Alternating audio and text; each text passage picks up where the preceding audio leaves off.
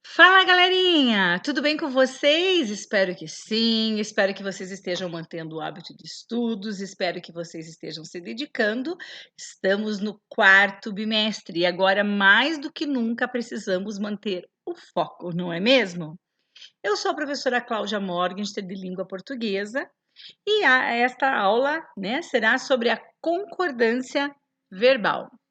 Então, o verbo, galerinha, é ele quem manda no pedaço. A concordância verbal, o próprio nome diz, é quando o verbo determina o modo, o tempo, quem é o sujeito da oração, é o verbo que manda nessa construção. Por exemplo, se eu falo vou ao shopping, quem vou? Eu vou.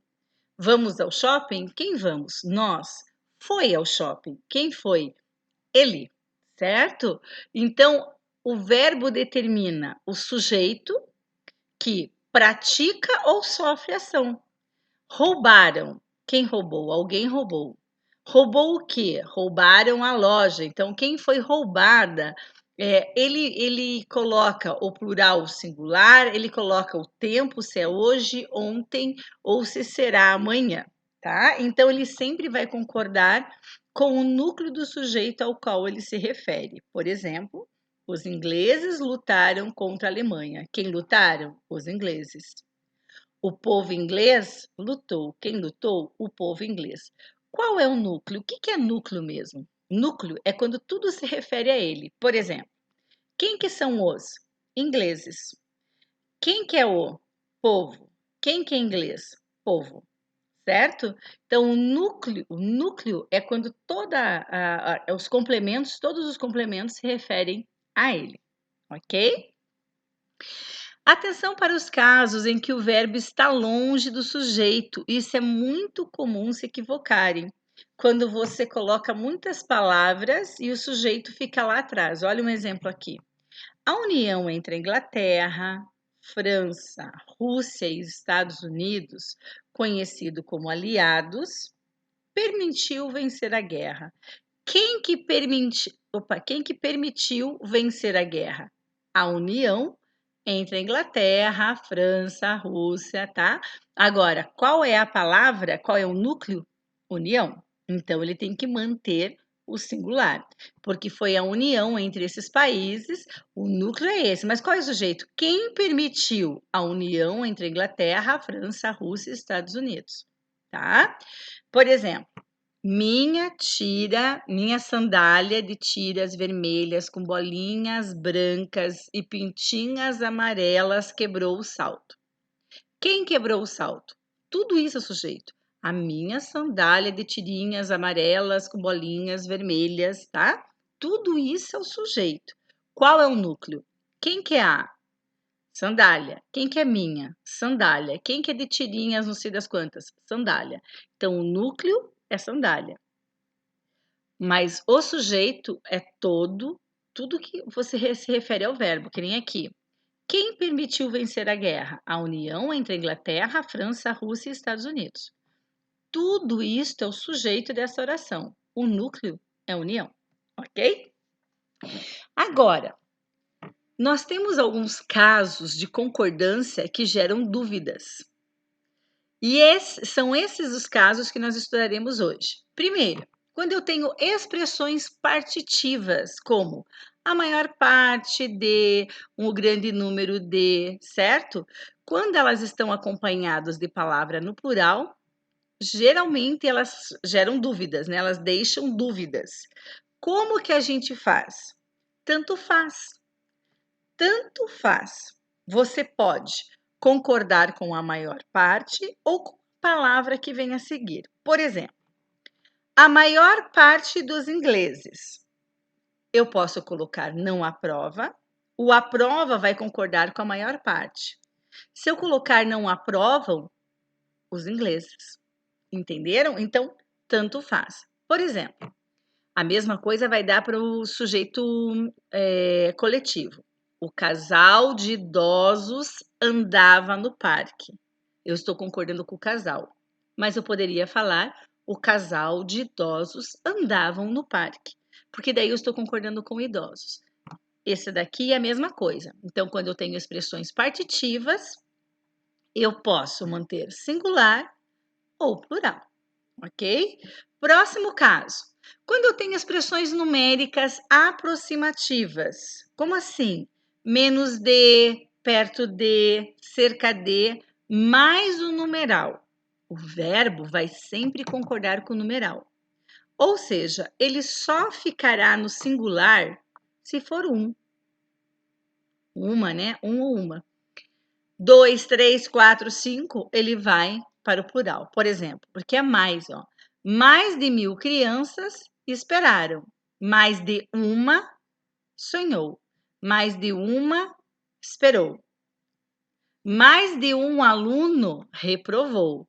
Mais de 2 alunos reprovaram. Quando eu tenho porcentagem, tem que ficar bem atento. A porcentagem sem complemento nenhum, se ela não tiver complemento, se ela for livre de complemento, você concorda com o numeral. Se ela tiver complemento, você concorda com o complemento. Então, lá, sem complemento.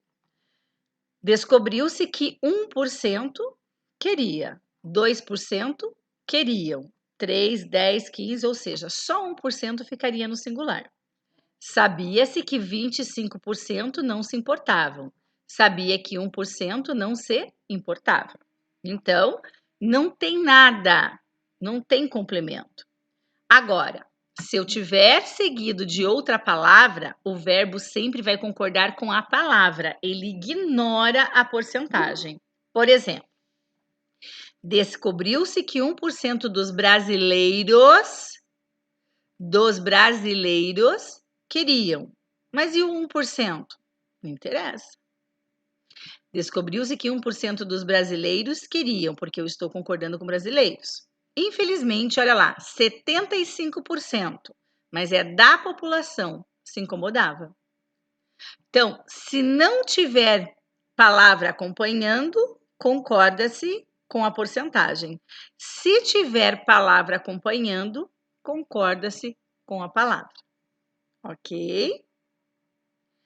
E quando eu tenho nomes no plural, né? Nome próprio no plural, temos muito. Andes, Estados Unidos, Minas Gerais, Marrocos. Como faz a concordância? Sempre no singular, se o nome próprio não estiver acompanhado de determinante. Se o determinante estiver no plural, ignora-se o nome. Por exemplo, Brotas localiza-se no interior de São Paulo. Por quê? Eu não tenho nenhum determinante. Então, o nome está no plural, mas quem é? É a cidade. Olha aqui agora. Os Estados Unidos se posicionaram. Mas, professor, é um Estados Unidos só. Mas eu estou concordando com os. Eu faço essa concordância com o determinante dele. E se tivesse o Estados Unidos? Posicionou. Tá? Olha aqui, ó. Estados Unidos se posicionou. E se fosse o Estados Unidos, continuava se posicionou. As Minas Gerais são um lindo lugar. Que estranho, né? Mas eu estou concordando com as. Sem o as, Minas Gerais é um lindo lugar. Então, nome próprio, se tiver um determinante no plural, você concorda com o determinante. Se o determinante estiver no singular, concorda-se com o determinante. Se não tiver determinante, certo? Não tiver o artigo, você vai manter o singular. Indicação de horas. Muito fácil. Sempre com o número de horas. Logo, meio-dia e 1 hora, singular. 2, 3, 4, 5, 6, 7, 10, 13, plural. Mas 1 hora e 13 horas, prof. 1 hora singular, 13 horas plural. Olha lá. As aulas terminaram quando já era meio-dia. Quando já era 1 hora. Ó, quando já eram 13h30. Quando já eram 2h30. Quando já eram. Então, era fica para meio-dia e 1 hora. Todo o restante eram. Outros que nós temos dúvidas, os verbos haver, fazer e existir. Cuidado com esse último aqui. Haver e fazer. Quando eu tenho o verbo haver com sentido de existir, não o verbo existir, o verbo haver com sentido de existir ou acontecer, sempre no singular.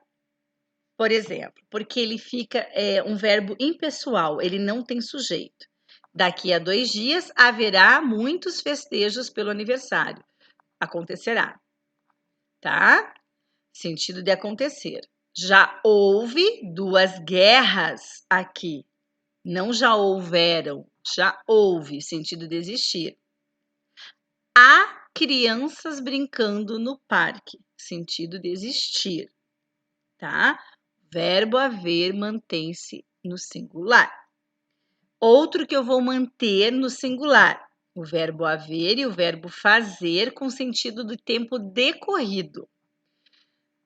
Tanto faz o verbo haver como fazer, com sentido de tempo, eles são impessoais. Então, ó, este homem viveu há 2000 anos. Faz 2000 anos que ele estava, tá? Faz 2000 anos que ele desapareceu. Faz 5 horas que eu estou aguardando você aqui. Há 5 horas eu estou aguardando você aqui. Então, o verbo haver com sentido de tempo decorrido, com sentido de existir e com sentido de acontecer, ele é impessoal, ele não tem sujeito. O verbo fazer, com sentido de tempo decorrido, também não tem sujeito. É diferente do seguinte: eu fiz a tarefa, certo? Faz horas que eu fiz a tarefa. Com sentido de tempo, não tem sujeito. Se for outro sentido, no sentido de fazer alguma coisa, aí ele tem sujeito. Agora, o verbo existir, ele mantém-se normal. O verbo haver com sentido de existir, não. Mas o verbo existir, ele tem sujeito. Olha aqui, muita atenção aí. Ainda existem vestígios dessa civilização. Ainda existem pessoas estudiosas. Ainda existem esperanças para este mundo, tá? Ainda existe gente que acredita nisso. Ainda existe muita espera das pessoas. Nós temos sujeito.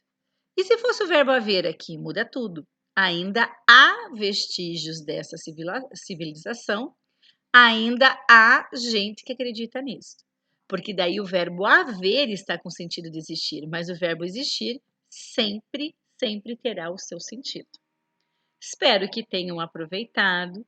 Caso tenha ficado dúvidas, reassistam a aula, pausem, prestem atenção, resolvam os exercícios e até a próxima semana. Abraços, galerinha!